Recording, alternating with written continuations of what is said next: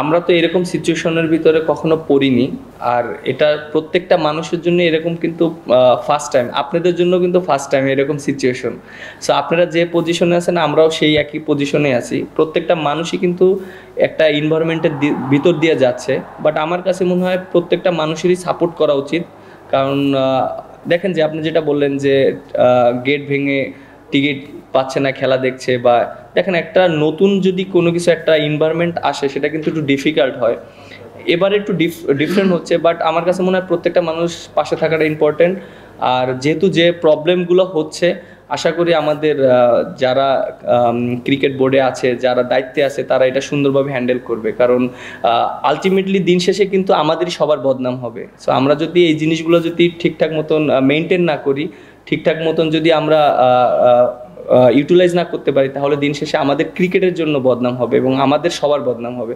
So আমাদের প্রত্যেকেরই দায়িত্ব এটা, যেন আমাদের বাংলাদেশের ক্রিকেটের যেন কোনো রকম বদনাম না হয়।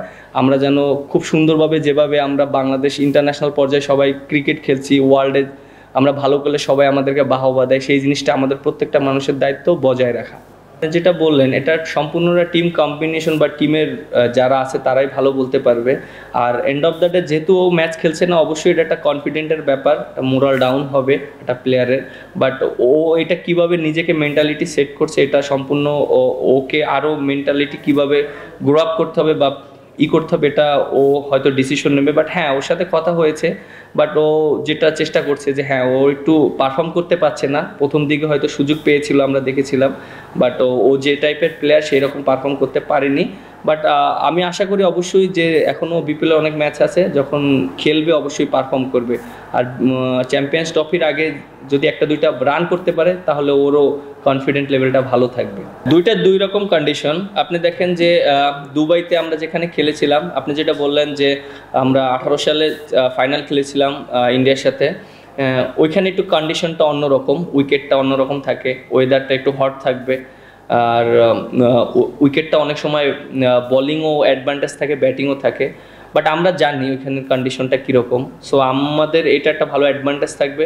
আর যেটা বললেন রাহুল পিন্ডি, অবভিয়াসলি এটা আমাদের জন্য একটা বড় একটা অপরচুনিটি থাকবে এর জন্য, যেহেতু আমরা পাকিস্তানে 2টা টেস্ট ম্যাচ একই মাঠে খেলেছিলাম, আর ওই কন্ডিশনটা সম্পর্কে আমরা জানি ওইখানে উইকেটটা কীরকম আছে।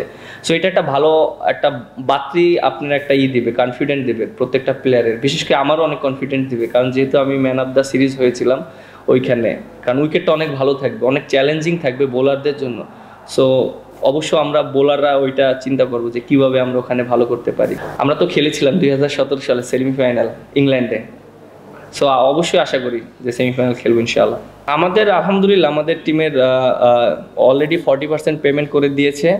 আর আমার সাথে ইকবাল ভাইয়ের সাথে কথা হয়েছে, তিনি বলেছেন এই সপ্তাহের ভিতরে হয়তো 30 থেকে 35% পেমেন্ট করে দেবে। অলমোস্ট তো 70%-এর কাছাকাছি আমরা সবাই পেয়ে যাব।